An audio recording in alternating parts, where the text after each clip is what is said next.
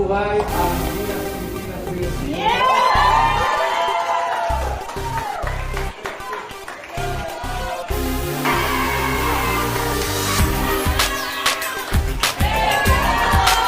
Sa katatapos lang na 2025 Southeast Asian Games, kung saan ay nadumi na nga ng ating men and women's basketball team ang naturang tournament at nakuha ang gintong medalya. Maliban kay Sophia Dignadisi na minsan na rin nating nagawa ng video, naging agaw eksena din ang isa pa sa pinakabatang manlalaro ng Gilas Pilipinas Women's Team na si Sarah Hain, na siyang magiging topic natin sa bidyong ito. Pero bago yan, at syempre kung interesado ka sa kanya, para sa iyo ang bidyong ito.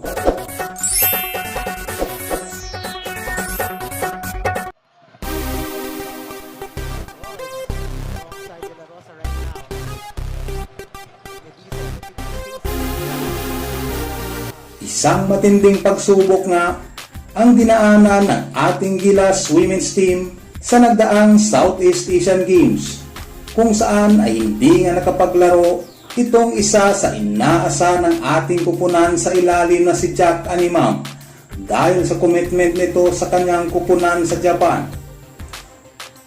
Ang pagkawala ni Jack Animam sa naturang tournament ay pinunan ng isa pa sa ating pinagkakatiwalaan na dating UEAP MVP na si Casey De La Rosa. Maliban dyan, naging malaking faktor din ang pagkakasama ng dalawang rookie at pinakabatang mga manlalaro ng Gilas Pilipinas Women's Team. At isa na nga rito si Sarah Hain. Sa second game nila kalaban ng Singapore, nakapagtala si Sarah dito ng 14 points, 3 rebounds at 3 assists. At nagtuloy-tuloy ang ganda at husay na ipinakita niya hanggang sa makamit nga ng ating kupunan ang inaasam na gintong medalya. Connect. Nadisip to him. Pero alam nyo ba mga boss na itong si Sarah Hain ay hindi lang pala puro galing sa basketball ang kayang ibigay at ipakita sa ating mga Gilas fans. Isa din pala siya sa mga maituturing at pwedeng maging pambato ng kupunan kung ganda at pasiksihan ng ang usapan.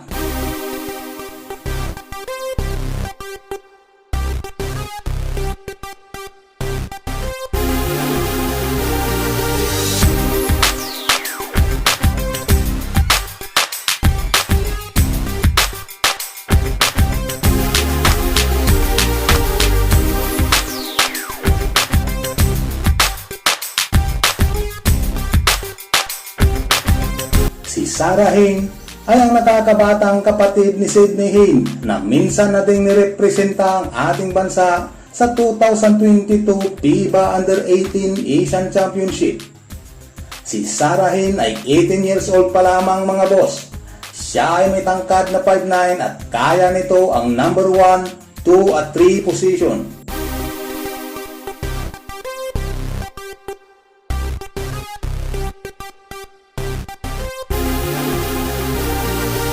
Isang player na kailangan ng ating kupunan lalo na sa mga posisyong nabanggit dahil sa kanyang tangkad at athleticism.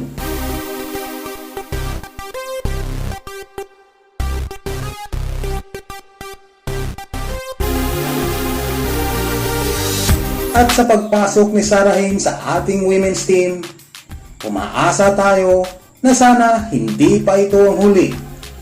Sana makita pa natin siyang muli suot ang Gilas Pilipinas jersey sa mga paparating panglaban gaya ng Jones Cup, FIBA Asia Cup at maging sa FIBA World Cup qualifiers.